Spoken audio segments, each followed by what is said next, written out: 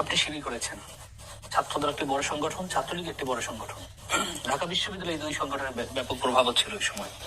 আপনি শিবির করলেন কেন এই দুটো বাদ দিয়ে?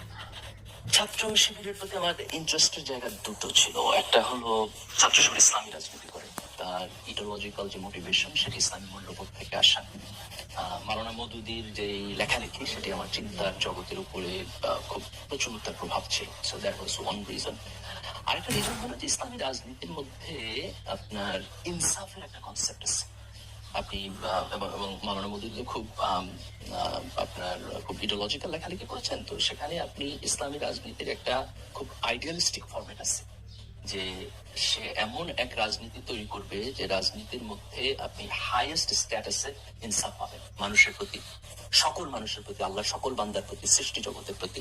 তো এই রাজনীতির যে ইনসাফের কনসেপ্ট সেটা আমার ইয়াং মাইন্ডকে অনেক অনেক বেশি